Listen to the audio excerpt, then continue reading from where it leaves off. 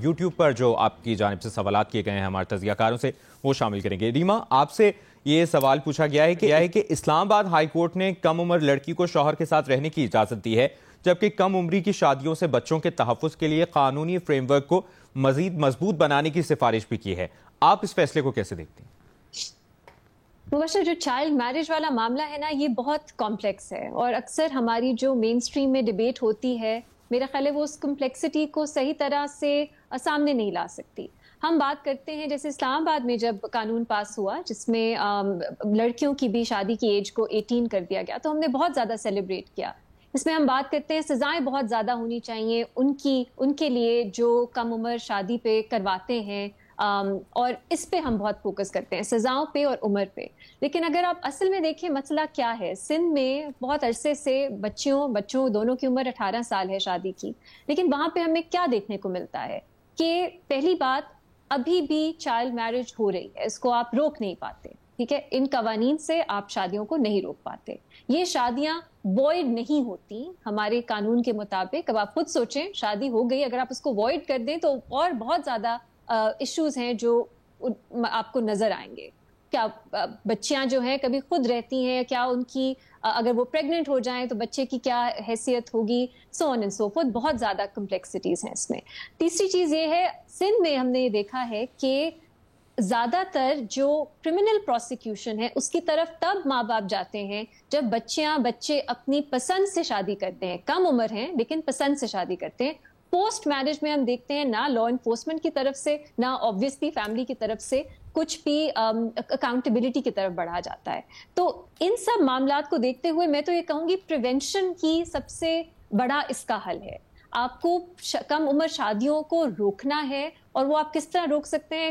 آپ کو societal change کی ضرورت ہے، اور صرف پاکستان میں نہیں، باقی ممالک میں بھی آپ دیکھیں، سب سے بڑا آپ کے پاس جو ہتھیار ہے وہ پریونشن ہے۔ بچیاں اپنی پسند سے بھی کیوں کم عمر میں شادی کرنا چاہتے ہیں؟ ماں باپ کے پاس وہ کیا وجہ ہے جو وہ زبردستی کی شادیاں کرواتے ہیں؟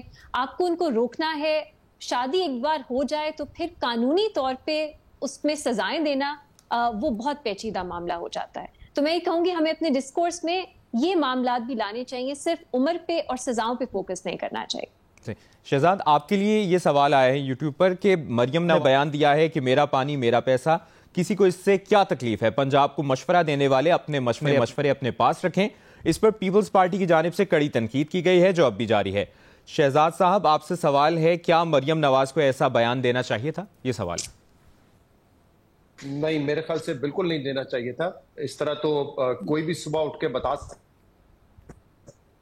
ہے، کل کو بلوچستان کہے گا ہماری گیس ہے، ہم کہیں نہیں دیں گے۔ خیبر پختونخوا جو ہے وہ کہہ سکتا ہے کہ ہائیڈل کا پانی جو ہے وہ ہمارا ہے، ہم اس کو۔ میرے خیال سے یہ بالکل بھی مناسب بات نہیں ہے۔ مطلب جو ایک جنگی صورتحال ہے اس میں اگر وہ پانی پاکستان کا روکتے ہیں تو وہاں سے تو ہم اس قسم کے بیانات ایکسپیکٹ کر سکتے ہیں۔ میرے خیال سے ہمیں نہیں کرنا چاہیے۔ لیکن بظاہر یہ لگتا ہے کہ ایک جو چولستان کی نہروں والا معاملہ تھا جس میں اس وقت نون لیگ نے کوئی بڑی پوزیشن نہیں لی تھی، انہوں نے کہا تھا کہ جو کچھ ہوگا ہم پیپلز پارٹی سے بات چیت کر کے اس مسئلے کو حل کریں گے۔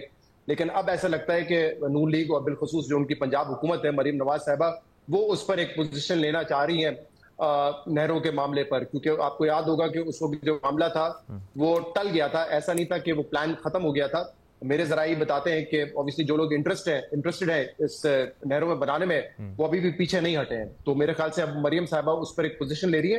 یہ بات بڑے اچھے طریقے سے بھی کی جا سکتی ہے، ایک پاکستان کا ہی معاملہ ہے۔ جو ساؤتھ رائپیرین علاقے ہیں ان کا ایک، سندھ کا جو علاقہ ہے، لوور رائپیرین علاقے جو ہے ان کا ایک یہ ایشو ضرور ہے کہ اگر پانی جو ہے نہروں کی وجہ سے رکتا ہے تو ان کو شاید ان کے حصے کا پانی نہ ملے۔ میرے خیال سے اس کو جو ہے آرام سے بیٹھ کے بات چیت کے ذریعے حل کیا جا سکتا ہے۔ سلیم صافی صاحب، آپ کے لیے یوٹیوب پر یہ سوال آیا ہے کہ علی امین گنڈاپور کے اڈیالہ جیل میں بانی پی ٹی آئی سے 3 گھنٹے طویل ملاقات ہوئی۔ چہمگوئیاں ہیں کہ اس ملاقات میں علی امین گنڈاپور کی سرزنش بھی کی گئی۔ کیا آپ کے پاس اس حوالے سے کوئی اطلاعات ہیں؟ نہیں، میرے پاس کوئی اطلاع نہیں ہے ان دونوں کے ملاقات میں کیا ہوا کیا نہیں ہوا، ان کی سرزنش ہوئی یا ان کو شاباش دیا گیا۔ لیکن عملاً جو نتیجہ نکلا ہے اس سے تو میرا گمان ہوتا ہے کہ علی امین گنڈاپور کے موقف کو تسلیم کر لیا گیا ہے، کیونکہ ملاقات کے بعد علی امین نے اپنے دو جو بظاہر ان کے مخالف کیمپ کے سمجھے جاتے تھے 2 وزراء کو فارغ کر دیا ہے، تو ان کا حوصلہ تو مزید بڑا ہے، تو اس سے تو لگتا ہے کہ عمران خان صاحب کی طرف سے ان کو شاید شاباش ملی ہوگی۔ صحیح۔ سید محمد علی صاحب، آپ کے لیے یوٹیوب پر جو سوال آیا یہ ہے کہ کوئٹہ میں ایف سی ہیڈ کوارٹر پر ہونے والے خود کش دھماکے اور دہشت گردوں کے حملے کو آپ بلوچستان کی مجموعی سیکیورٹی صورتحال کے تناظر میں کیسے دیکھتے ہیں؟ دیکھیے، میں اس کو بلوچستان کے ساتھ ساتھ جو مئی میں پاک بھارت جنگ ہوئی اس کے تناظر میں زیادہ اہمیت دوں گا، کیونکہ میں سمجھتا ہوں کہ مئی کی جنگ کے بعد جو بھارتی سیاسی اور فوجی قیادت ہے اس کو یہ کافی زیادہ احساس اور یقین ہو چکا ہے کہ روایتی یا تصویراتی اعتبار سے براہ راست پاکستان کے ساتھ ایک روایتی جنگ جو ہے وہ ایک وائبل افورڈیبل آپشن نہیں ہے، تو پاکستان کو نقصان پہنچانے کے لیے دہشت گردی کی پشت پناہی اور سرپرستی زیادہ افیکٹو پالیسی آپشن ہے، اور اسی لیے آپ نے دیکھا کہ پچھلے 3 ماہ میں مختلف دہشت گرد جو تنظیمیں ہیں ان کی کارروائیوں میں کچھ اضافہ ہوا ہے، تیزی آئی ہے، جس میں یہ حملہ بھی شامل ہے جس میں ایف سی ہیڈ کوارٹر کا آپ نے بتایا۔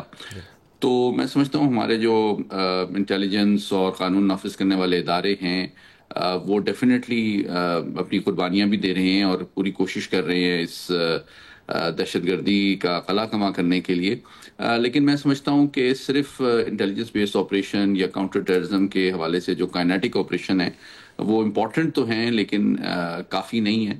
اس کے لیے یقینی طور پہ میں سمجھتا ہوں خصوصاً جو کے پی اور بلوچستان کی حکومت ہے اور ان کے جو سویلین قانون نافذ کرنے والے ادارے خصوصاً لیویز ہیں یا ایف سی ہیں، ان کی میں سمجھتا ہوں کارکردگی، مورال اور صلاحیت میں ابھی کافی بہتری لانے کی ضرورت ہے۔ مطلب ہماری صرف فوج ہی جو ہے وہ واحد لائن آف ڈیفنس کیوں ہے؟ کیونکہ فوج ایک آپریشن کرتی ہے، کلیئر کرتی ہے، پھر واپس اپنی بیرکس میں چلی جاتی ہے، لیکن جو سویلین قانون نافذ کرنے والے ادارے ہیں وہ تو ہر وقت ملک کے ہر ڈسٹرکٹ میں ہر جگہ موجود ہوتے ہیں۔ تو بہت ضروری ہے کہ اگر ہم نے کوئی دہشت گردوں کا قلع کما کیا بھی ہے کسی کامیاب آپریشن کے نتیجے میں، تو اس کو دیرپا استحکام اور سلامتی اس علاقے میں اچیو کرنے کے لیے ضروری ہے کہ اس کے بعد ایک فالو اپ ری انفورسنگ آپریشن جو ہے وہ ہو، اور تاکہ ہم جو ہے اس کو دیرپا بنایا جا سکے۔ اس میں پولیس کا، ایف سی کا، لیویز کا بہت امپورٹنٹ رول ہے۔